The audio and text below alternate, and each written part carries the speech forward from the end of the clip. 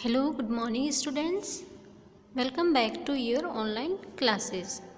तो आज हम क्लास सेकेंड कक्षा दूसरी के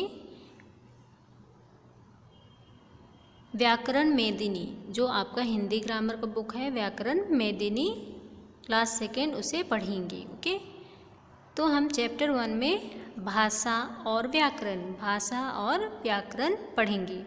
भाषा मीन्स लैंग्वेज और व्याकरण मीन्स ग्रामर। तो बच्चों, क्या आपको पता है भाषा क्या होती है? भाषा मतलब हम रोज़ किसी न किसी से बात करते हैं, आपस में बातचीत करते हैं हर समय, ठीक है। तो हम अपने सामने वाले से, हमारे सामने जो खड़ा है उनसे हम क्या बातें करते हैं, किस तरह से करते हैं, ये सब क्या है? भाषा है। मतलब हम हमारे मन में जो भी विचार हैं उन्हें दूसरों को बताने के लिए, अपने विचारों को दूसरों को प्रकट करने के लिए किसका यूज़ करते हैं? भाषा। मतलब हम अपने मन के विचारों को दूसरों को प्रकट करना, दूसरों को बताना, और जो दूसरे लोग कुछ भी बोलते हैं उसे हम समझना। तो ये क्या है? यही भाषा है। ओके, हम अपने मन के विचारों को प्रकट करने के लिए भाषा का प्रयोग करते हैं, ठीक है। तो आप यहाँ देख सकते हैं कि यहाँ पर अपने मन के भावों को किस तरह से प्रकट कर सकते हैं, या तो बोलकर या तो लिखकर, ठीक है। तो यहाँ पर आप देख सकती हैं महिला है और ये सब्जी वाला है। तो पूछती है कि भैया टमाटर का क्या भाव है? तो सामने वाला ये बोलकर पूछती है। तो सामने वाला सब्जी वाला क्या करता है? वो भी बोलकर बताता है। तो क्या कर रहे हैं? आपस में बातचीत कर रहे हैं, ठीक है। तो ये क्या है? ये एक तरह से बोलना, प्रकट करना, ये सब क्या है? भाषा है, ठीक है। अब दूसरा एग्जाम्पल में देख सकते हैं कि ये इनसे कुछ पूछ रहे हैं कि क्या रामदयाल जी यहाँ रहते हैं? तो इन्होंने उसका उत्तर दिया, मतलब बोल के बताया कि यहाँ नहीं रहते, अगले मकान में, ठीक है। और नेक्स्ट पिक्चर में आप देख सकते हैं यहाँ पर क्या कर रहा है? लेटर लिख रहा है अपने पिताजी को, ठीक है। तो ये क्या है? अपने विचारों को बोलकर या लिखकर प्रकट करना ही भाषा का कार्य है। तो भाषा का क्या कार्य है? अपने मन के विचारों को बोलकर या लिखकर प्रकट करना, बताना, ठीक है। नेक्स्ट, तो यहाँ पर आप देख सकते हैं भाषा से बोलने तथा लिखने का कार्य लिया जाता है, ठीक है। या तो भाषा से क्या करते हैं? या तो कहा सुना जाता है, या तो लिखने और पढ़ने का कार्य किया जाता है। तो यहाँ पर देख सकते हैं नेताजी क्या कर रहे हैं? भाषण दे रहे हैं, ठीक है। नेताजी ने कहा देश की सेवा करना हमारा धर्म है। तो यहाँ पर बहुत से जो उन्होंने भाषण में कहा कि देश की सेवा करना हमारा धर्म है। तो यहाँ पर देश शब्द है यहाँ पर, इससे कौन कौन सी ध्वनियाँ हैं, ठीक है। तो आप ये आगे नेक्स्ट पेज में पढ़ेंगे। ओके, तो यहाँ पर भाषा किसे कहते हैं? सार्थक शब्दों तथा वाक्यों का ऐसा समूह जिसके द्वारा विचार प्रकट किए जा सकते हैं, उसे क्या कहा जाता है? वह भाषा कहलाता है, ठीक है। सार्थक शब्दों तथा वाक्यों का ऐसा समूह जिसके द्वारा अपने विचार को प्रकट किए जाते हैं, ठीक है। तो हम अपने विचार को दो तरह से प्रकट कर सकते हैं, या तो बोलकर या तो लिखकर। तो भाषा के कौन कौन से रूप हैं? भाषा दो रूपों में पाई जाती है। तो यहाँ पर पहला देखेंगे मौखिक रूप, मतलब बोलकर, मुख से बोलकर जो कुछ बोला तथा कानों से सुना जाता है, वह भाषा का कौन सा रूप है? वह भाषा का मौखिक रूप है, ठीक है। नेक्स्ट है लिखित भाषा। लिखित भाषा क्या है बच्चों? जब आप कुछ भी लिखते हो, कॉपी में लिखते हो, तो वो क्या है? वो लिखित भाषा। तो जो कुछ लिखा और पढ़ा जाता है वह क्या है? वह भाषा का लिखित रूप है, ठीक है। तो हिंदी हमारी क्या है? राष्ट्रभाषा है और हमारी मातृभाषा है, ठीक है। क्योंकि हिंदी को पूरे विश्व में, पूरे संसार में इस्तेमाल किया जाता है। ठीक है, नेक्स्ट हम पढ़ेंगे नेक्स्ट पेज में कि कौन सी जगह पे विभिन्न राज्यों में, अलग अलग राज्यों में कौन कौन सी भाषाएं बोली जाती है। ओके, तो यहाँ पर देख सकते हैं कि संसार में बहुत से देश हैं और उन अलग अलग देशों में भी अलग अलग उनकी भाषाएं हैं। सभी देशों में अलग अलग भाषा बोली जाती है, जैसे कि अंग्रेजी, चीनी, इंग्लैंड और बाकी देशों में क्या किस भाषा का उपयोग किया जाता है? अंग्रेजी, इंग्लिश। ओके, ज़्यादातर इंग्लिश। देन चीन में, फ्रांस में फ्रेंच, जर्मनी में जर्मन। ठीक है, तो ये सब भाषाएं अलग अलग देशों में बोली जाती है। और देशों में, हमारे देश में भी, उनके देश में भी अलग अलग भाषाएं बोली जाती होंगी। तो यहाँ पर हमारे देश में भी कुछ अलग अलग राज्य हैं, तो राज्य के अनुसार क्या किया जाता है, वहाँ पर अलग अलग भाषाएं बोली जाती है। तो यहाँ पर देखेंगे भाषा का नाम एक तरफ दिया है और राज्य। ओके, वह राज्य, वहाँ पर कौन कौन सी भाषा बोली जाती है। तो बच्चों हिंदी कहाँ पर बोली जाती है, कौन से राज्य में? उत्तर प्रदेश, हरियाणा, उत्तराखंड, मध्य प्रदेश, बिहार, राजस्थान आदि सभी राज्यों में ये भाषा बोली जाती है। कौन सी? हिंदी। ठीक है, नेक्स्ट है आपका पंजाबी ये आप जान रहे हैं, पंजाबी पंजाब में बोली जाती है। ओके, गुजराती गुजरात में, मराठी महाराष्ट्र में, बांग्ला पश्चिम बंगाल में बोली जाती है। ओके, वेस्ट बंगाल में कौन सी भाषा बोली जाती है? बंगाली। ठीक है, तमिलनाडु में बोली जाती है तमिल भाषा। तेलुगु आंध्र प्रदेश में बोली जाती है। ठीक है, कश्मीरी कहाँ बोली जाती है? कश्मीर में बोली जाती है। उड़िया ओडिशा में बोली जाती है। ठीक है, कन्नड़ कर्नाटक में बोली जाती है। मलयालम केरल में बोली जाती है। ठीक है, अब हम किसी भी शब्द को लिखने के लिए किसका इस्तेमाल करते हैं? कुछ चिन्हों का, कुछ ध्वनियों का इस्तेमाल करते हैं। ये आपको नेक्स्ट चैप्टर 2 में बताया जाएगा। ओके, तो जिन ध्वनियों को लिखने के लिए, कुछ शब्दों को लिखने के लिए, कुछ भी ध्वनियों को लिखने के लिए कुछ चिन्ह का प्रयोग किया जाता है। ठीक है, तो उन चिन्हों को क्या कहते हैं? चिन्हों को लिपि कहते हैं। ध्वनियाँ चिन्हों को लिखने की रीति लिपि कहलाती है। मतलब जो भी ध्वनियाँ हैं, ध्वनियों को लिखने के लिए कुछ चिन्हों का निर्माण कर लिया जाता है। मतलब ध्वनियों को लिखने के लिए कुछ चिन्हों की जरूरत पड़ती है, तो उन चिन्हों को क्या कहते हैं? लिपि। ठीक है, तो बच्चों यहाँ पर हिंदी भाषा कौन सी लिपि में लिखी जाती है? देवनागरी लिपि में। अंग्रेजी भाषा कौन सी लिपि में लिखी जाती है? रोमन लिपि में। पंजाबी भाषा गुरुमुखी लिपि में। ओके, और बांग्ला लिपि में। इसी प्रकार अलग अलग से विभिन्न भाषाएं अलग अलग विभिन्न लिपियों में लिखी जाती है। ठीक है, नेक्स्ट, तो यहाँ पर नेक्स्ट है व्याकरण मीन्स ग्रामर। तो हमें बच्चों आप बता सकते हो व्याकरण की ज़रूरत क्यों होती है, हमें क्यों पड़ती है? किसी भी वाक्य को, किसी भी बात को सही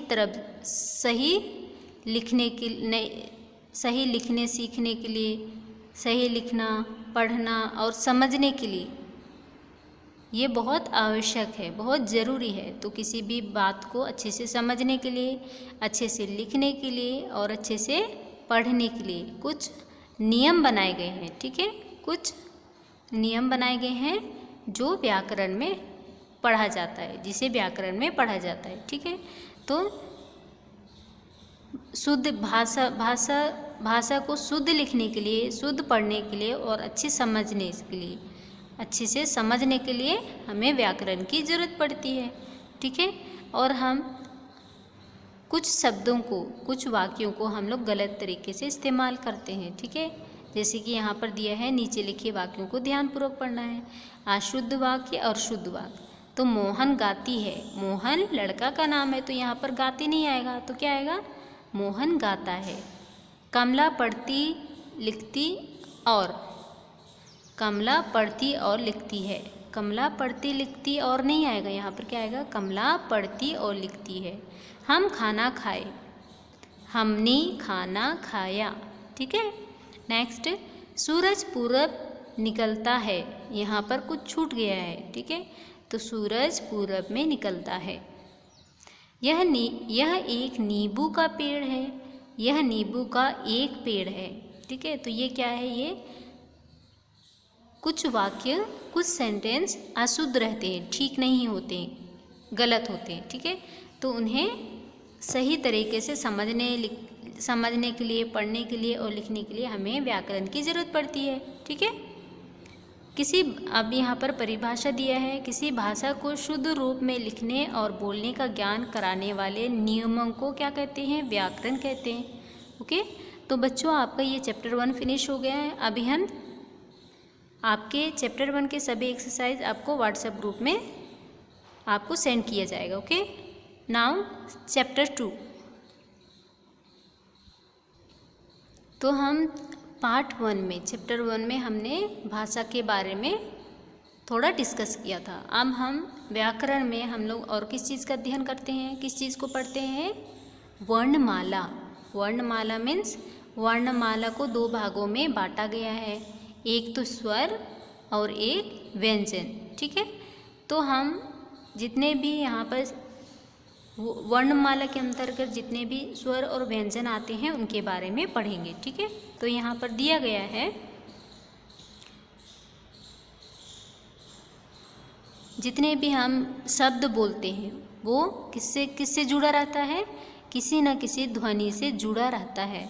ठीक है, और बच्चों आपको पता है कि हमने जितने भी स्वर होते हैं वो स्वतंत्र रूप होते हैं, उन्हें बोलने के लिए किसी की आवश्यकता नहीं होती, लेकिन और जितने भी व्यंजन होते हैं वो स्वतंत्र नहीं होते, मतलब उन्हें बोलने के लिए ध्वनियों का, मतलब स्वर का उपयोग किया जाता है। ठीक है, तो आप यहाँ देख सकते हैं ये क्या का, किस चीज़ का पिक्चर है, ये जग। तो ये क्या है यहाँ पर, जा ग जग। तो यहाँ पर जा, और जा में कौन सी क्या है यहाँ पर, छोटा आ, फिर ग है, यहाँ पर गा में क्या लगा है, छोटा आ। तो यहाँ पर आप देख सकते हैं जा में भी छोटा की ध्वनि है और गा में भी। ठीक है, तो ये क्या है, व्यंजन। सभी व्यंजन बोलने के लिए ध्वनियों की ज़रूरत होती है। ठीक है, नेक्स्ट है यहाँ पर जाल, जा में बड़ा की मात्रा, फिर ल, फिर छोटा, तो जाल। रानी, यहाँ पर रा में कौन सी मात्रा है, बड़ा आ, तो यहाँ पर बड़ा आ। ठीक है, फिर यहाँ पर है आपका ना में कौन सी मात्रा है, बड़ी ई की। तो इस तरह से आप देख सकते हैं रानी बना। और यहाँ पर जितने भी यहाँ पर शब्द दिए गए हैं उनमें क्या जुड़ा हुआ है, ध्वनि। ठीक है, तो अब यहाँ पर पढ़ेंगे वर्ण क्या कहलाता है। वह सबसे छोटी ध्वनि जिसके खंड, मतलब जिसके टुकड़े ना किए जा सके, वो क्या है, वर्ण कहलाता है। ठीक है, तो अब वर्णमाला के अंदर मैंने समझाया आपको, वर्णमाला में किसका अध्ययन करते हैं, किसको पढ़ा जाता है, स्वर और व्यंजन। तो ये क्या है, छोटा आ से लेकर के आहा खाली तक है, आपको ये सभी को आता होगा। ठीक है, तो छोटा आ से लेकर के आहा खाली तक क्या है, स्वर है। और यहाँ पर छोटा आ से लेकर के आहा खाली तक है स्वर है, और का से कबूतर से लेकर के स्रा में ज्ञानी तक क्या है, ये व्यंजन है। ठीक है, तो यहाँ पर वर्णों के प्रकार, वर्णों के कितने प्रकार हैं, वर्णों की 2 प्रकार है, स्वर और व्यंजन। ठीक है, स्वर क्या है, स्वर को क्या कहते हैं, वॉबल्स कहते हैं, और व्यंजन को कॉन्सोनेंट्स। ठीक है, तो स्वर क्या है, जिन वर्णों का उच्चारण किसी अन्य ध्वनि की सहायता के बिना होता है उन्हें स्वर कहते हैं।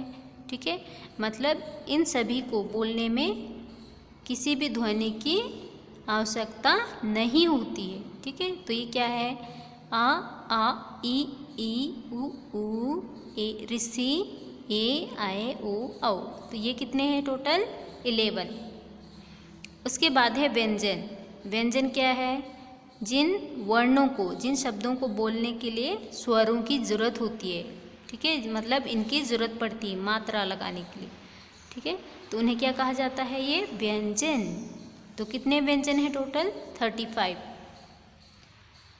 यहाँ पर आप देख सकते हैं व्यंजन में सबसे पहले हम पढ़ेंगे वर्ग। मतलब यहाँ पर वर्ग में क्या होता है, ये लाइन, जितनी एक लाइन की होती है उन्हें वर्ग कहा जाता है। ठीक है, तो यहाँ पर पढ़ेंगे सबसे पहले का वर्ग। का वर्ग क्या है, का वाली लाइन में जितने भी व्यंजन आते हैं उन्हें क्या कहा जाता है, का वर्ग। तो का कबूतर, खा खरगोश, गा गमला, घा से घड़ी, अंगा खाली। नेक्स्ट चा वर्ग। चा वर्ग में चा चम्मच, छाता, चा छा जा झा या। और टा वर्ग में टा ठ ड ढ ड़। ता वर्ग ता थ द ध न। पा वर्ग पा फ ब भा मा। ओके, ये क्या है, ये का वर्ग से लेकर के पा वर्ग तक जितने भी व्यंजन आते हैं उन्हें क्या कहा जाता है, वो कितने हैं टोटल, 27। ठीक है, और अंतःस्थयी, अंतःस्थयी व्यंजन किसे कहते हैं, या वाली लाइन को क्या कहा जाता है, अंतःस्थयी। ठीक है, तो ये अंतःस्थयी व्यंजन कितने हैं, 4 है, ये 4। या रा ला वा, ये क्या है, ये अंतःस्थयी व्यंजन है। ठीक है, ये कितने हैं, 4। उसके बाद में है ऊष्म व्यंजन। ऊष्म व्यंजन कितने हैं, ये भी 4 हैं आपके। तो शा, श, सा और हा, इन्हें बोलते समय हमारे मुख से क्या निकलता है,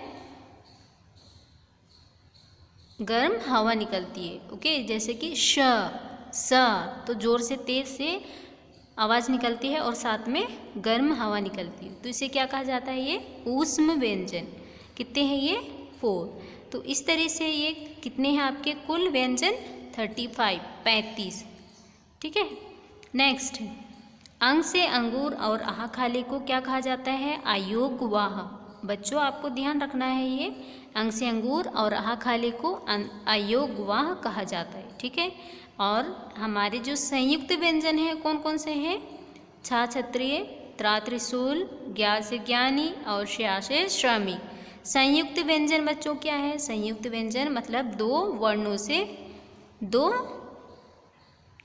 व्यंजनों से मिलकर बना है। ठीक है, तो छा छत्री किससे बना है, का से कबूतर और शा से षटकोण, तो इससे मिलकर क्या बना है, छा से क्षत्रिय। ठीक है, नेक्स्ट है त्रा। त्रा से त्रिशूल, तो त्रा किससे मिलके बना है, ता और र, तो ये क्या बना है, त्र। उसके बाद में है ज्ञा से ज्ञानी। ज्ञा से ज्ञानी, जा और या को मिलके क्या बना है, ज्ञानी। ठीक है, इसी तरह बना है श्रा। श्रा श्रमिक। श्रा से श्रमिक किससे मिलके बना है, शा से शलगम और र, इससे मिलके बनाया है आपका शा से श्रमिक। ठीक है, नेक्स्ट में हम पढ़ेंगे वॉबिल्स। वॉबिल्स मतलब मात्रा। ठीक है, तो उन्हें वॉबिल्स की सभी की मात्राएं होती है। ठीक है, स्वर की मात्राएं होती है। तो यहाँ पर सीखेंगे छोटा आ की मात्रा, छोटा आ की कोई मात्रा नहीं होती। बड़ा आ की लाइन में, बड़ा आ की मात्रा में एक डंडा खींचा जाता है जिसे पाई कहते हैं। ठीक है, ये छोटी ई की मात्रा, ये बड़ी ई की मात्रा बाद में लगाया जाता है। छोटा ऊ की मात्रा नीचे लगाया जाता है, बड़ा ऊ की मात्रा भी नीचे।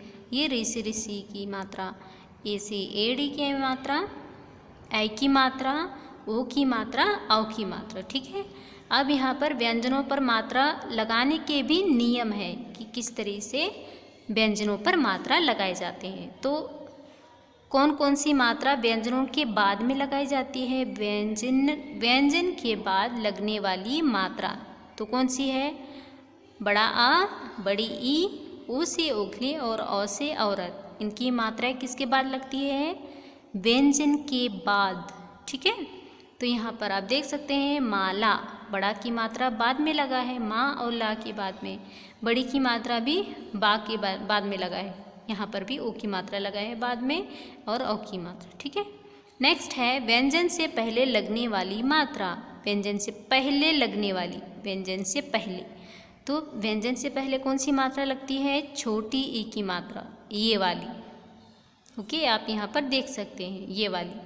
तो यहाँ पर व्यंजन से पहले कौन सी मात्रा लगती है? छोटी ई की मात्रा। तो यहाँ पर सिर, सिल, किताब, हिरण। और व्यंजन के ऊपर लगने वाली और कुछ मात्राएं व्यंजन के ऊपर लगती है। ठीक है, तो ये कौन सी है? ए, एड़ी, ए, ऐनक। ठीक है, तो यहाँ पर क्या आएगा? ए एड़ी की मात्रा ये वाली है और ए ऐनक की ये वाली है। तो ए एड़ी वाली मात्रा क्या है? बेर, केला। ऐसे ऐनक वाली थैला और कैमरा। और कुछ व्यंजन किसके लगते हैं? कहाँ लगते हैं? कुछ मात्राएं व्यंजन के नीचे।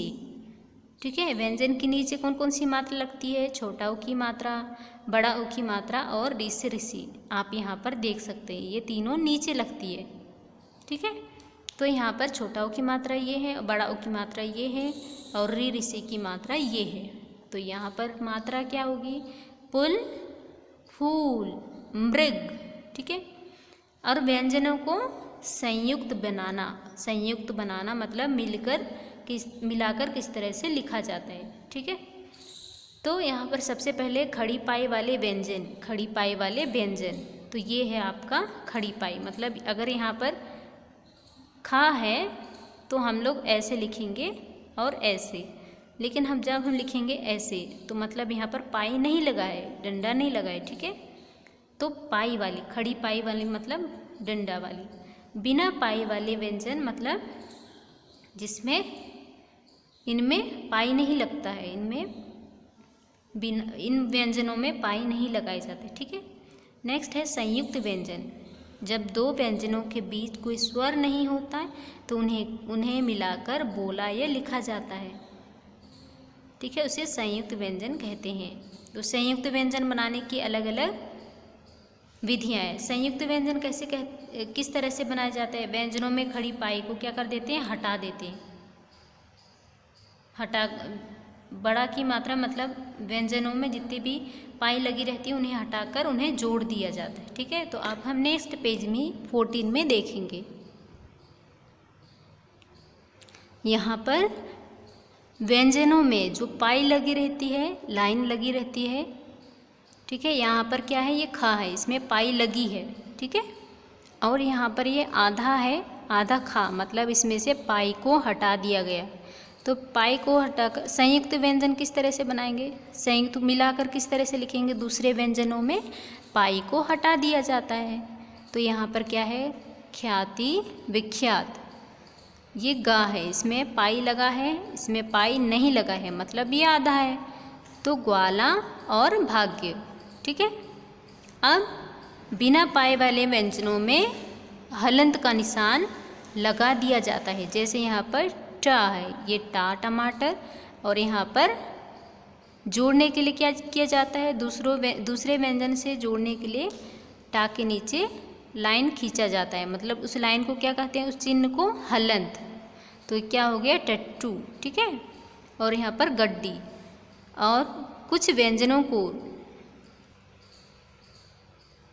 जोड़ते हुए क्या लगाया जाता है? हलंत लगाया जाता है। जैसे का, फा, हा को जोड़ते हुए ये क्रमशः का, फ, हा हो जाते हैं। मतलब अगर इनमें हलंत लगाया जाए, नीचे अगर चिन्ह ऐसे खींचा जाए तो क्या कहलाएंगे? वे अधूरे कहलाएंगे, वो आधा कहलाएंगे। ठीक है, आधा का, आधा फा और हा। ठीक है, तो यहाँ पर अगर ये हलंत लगा दिए, क्या है? ये आधा का है। ठीक है, तो आधा काक को बीच में लिखेंगे तो किस तरह से लिखेंगे, ऐसे लिखा जाता है, ठीक है। नेक्स्ट फा, ये है पूरा फा, और इसमें अगर इसे आधा हलंत लगा दिया जाए तो ये क्या, हलंत लगाने पे क्या आधा फा बन जाते हैं, तो ये क्या है, ये इसे इस तरह से आधा फा को लिखा जाता है। तो आधा का को बीच में किस तरह से लिखा जाता है, वाक्य मक्का चक्की, इस तरह से, ठीक है। और आधा फा को हफ्ता, इस तरीके से आप आधा फा को लिख सकते हैं, ठीक है। नेक्स्ट है आपका हाँ, तो ये है पूरा हाँ, इसमें हलंत नहीं लगा है। जब हम हलंत लगाएंगे तो यहाँ पर आधा हा हो जाएगा, ठीक है। तो आधा हा को किस तरह से लिख सकते हैं, चिन्ह, इस तरह से भी चिन्ह लिख सकते हैं, ये भी आपका सही है और ये भी। फिर उपराहन, उपराहन, ये दोनों सही है। तो यहाँ पर हलंत लगा है मतलब क्या है, वो आपका आधा हा, ठीक है। यहाँ पर हा में ही ना को जोड़ दिया है, तो मतलब यहाँ पर आपका आधा हा है यहाँ पर, ओके। तो बच्चों आपका इस तरह से ये चैप्टर 1 और चैप्टर 2 आपके हिंदी, ग्रामर, व्याकरण, मेदिनी का फिनिश हुआ। और आपके दोनों चैप्टरों के दोनों पार्ट का एक्सरसाइज किसमें भेजा जाएगा, आपके व्हाट्सएप ग्रुप में। आप उसे देखकर क्या करेंगे, उसे भरेंगे, ओके। Thank you.